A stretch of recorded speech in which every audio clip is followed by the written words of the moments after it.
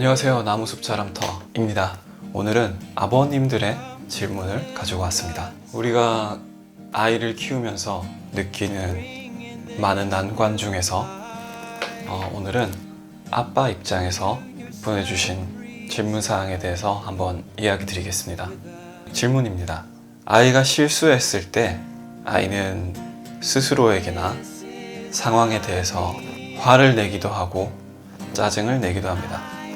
그럴 때면 저는 아이가 마음을 좀 더 편하게 가지게 하기 위해서 뭘 그런 걸 가지고 그래, 괜찮아, 짜증내지 마, 화낼 일도 아닌데 화내면 안 되지, 이런 식의 말을 자주 합니다.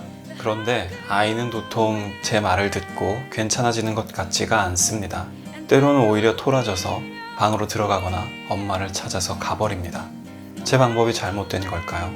어떤 방법이 좋을까요? 라는 질문을 주셨습니다. 어쩌면 특히나 우리 세대의 아버지들은 여러 가지 고민이 많을 수 있다고 생각합니다. 이번 질문 주신 아빠께서도 좋은 고민을 하고 계신 것 같습니다. 사실 대개의 아빠들께서 본인이 살아오면서 얻은 좋은 지식이나 생각을 아이에게도 건네주고 싶어 하시죠. 그리고 내 아들이고 내 딸이니까 분명 이해해 줄 거라고 생각하기도 합니다. 다만 우리 아이들에게 있어서는 어른의 언어보다는 아직은 세상에 물리적, 감정적으로 민감하고 연약한 아이들을 위한 부드러운 말이 필요할 수도 있습니다. 그리고 이것을 구체적인 언어로 표현하는 것에 대해서 어려워하시는 아빠들도 많이 계십니다. 그도 사실 그럴 수 있는 것이 우리나라 문화 안에서는 부정적인 감정을 표현하는 것 자체가 금기시되는 면이 있었죠. 특히 사내아이인 경우에 더 두드러졌는데요.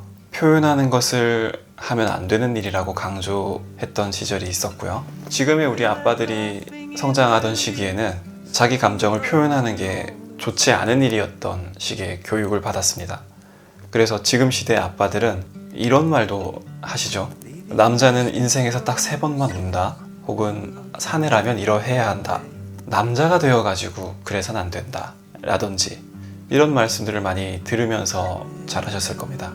다만 이렇게 자기의 긍정적, 부정적 감정들을 올바르게 표현하지 못하고 회피하거나 누르면서 살아왔기 때문에 지켜보는 입장에서도 다른 사람이 부정적인 감정을 표출하는 것에 대해서 불편한 마음을 느낍니다. 거기다 그게 타인이라면 무시하고 넘어갈 수도 있지만 내 집에서 마주하는 나의 자녀라면 그냥 넘어가기가 힘들죠. 아이가 부정적인 감정을 나타냈을 때 아빠마다 그 상황에서 느끼는 감정이 다를 겁니다.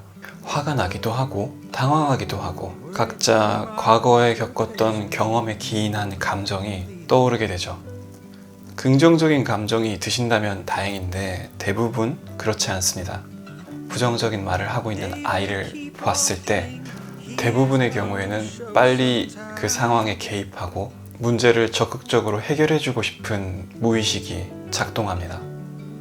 그래서 그렇게 질문 주신 우리 아빠처럼 아이에게 부정적인 감정을 빨리 덜어내려고 이야기하거나 다그치기도 하게 됩니다. 그러면 어떻게 하면 좋을까요? 사실 정확한 대답은 사람의 감정은 다른 사람이 나서서 빨리 없애주려고 한다고 해서 없어지지가 않습니다. 그저 공감해주고 그 사람의 감정을 내가 알아줄 때 그 사람의 감정이 나누어지고 희석되고 옅어지고 해소되게 됩니다. 그런데 이게 이론적으로는 쉽지만 실제 상황에서 실천이 어렵다고 보시는 분도 많을 겁니다. 구체적인 예를 한번 들어보면 일단 버틴다는 마음으로 시간을 흘려보내주시는 게 필요합니다. 그 감정의 주인공은 아이이기 때문에 아빠가 어떻게 해줄 수가 없다는 걸 기억하셔야 합니다. 기다리는 연습, 그게 가장 많이 필요하고요. 그럼 어떻게 기다려야 하느냐? 공감을 해주면서 기다려주면 가장 좋죠. 공감은 어떻게 할까요? 사실 언어적으로 공감을 표현할 수 있는 방법은 다양하지가 않습니다. 우리 결혼하기 전에 연애하던 때 생각해볼까요? 속상하구나, 어쩌냐, 아 그렇구나, 아 화 많이 났구나, 이런 감정을 나타내는 말들을 들려줘서 아이의 기분을 내가 알고 있다는 표현을 해주세요. 그 다음은 비언어적인 부분입니다. 비언어적 표현인 얼굴의 표정이나 아이를 정면으로 바라보는 자세, 관찰하는 자세로 아이의 기분을 같이 느끼고 있다는 것을 나타내주면 아이는 공감받는 기분이 듭니다. 이렇게 비언어적인 표현으로 공감을 해주는데 이걸 언제까지 해야 하나? 그건 아이 감정이 풀릴 때까지인데 그 시간 내내 너무 충실하게 아이의 감정을 따라가지는 않으셔도 됩니다. 사실 아빠 입장에서는 솔직히 이럴 정도까지는 아닌데 이런 생각 들 수도 있죠. 이런 경우에는 그냥 겉핥기식이라도 표현해주면 됩니다. 다시 말씀드리지만 우리 결혼하기 전에 연애하던 때 생각해보세요. 원래 전달하고 싶은 그 많은 말들은 마음속으로 담고 올바른 표현으로 감정에 공감을 해주시는 거죠. 아이의 감정이 과하다 싶을 때가 있는데 우리 아들은, 우리 딸은 지금 기분이 이런가 보다, 그런가 보다, 나하고는 다르니까 이렇게 생각하고 있는 그대로 보려고 합니다. 그리고 아이가 본능적으로 떼를 쓰고 짜증을 낼 때는 비난하고 싶은 마음과 야단치려는 마음도 솔직히 들 수 있습니다. 그런데 그럴 땐 속으로 딴 생각을 해요. 한번 그러고 다른 생각을 하고 그러고 나면 또 아이의 표현 방식을 공감해 줄 수 있는 여력이 생기더라고요. 만약에 아이의 짜증과 분노를 대했을 때 나도 화가 치밀어 오른다면 그때는 그 상황과 잠시 마주하지 않는 것이 제일 좋습니다. 다른 공간으로 잠깐 대피해 계셨다가 조금 진정이 되면 다시 아이를 마주하시면 됩니다. 화가 났을 때 나는 내가 아닙니다.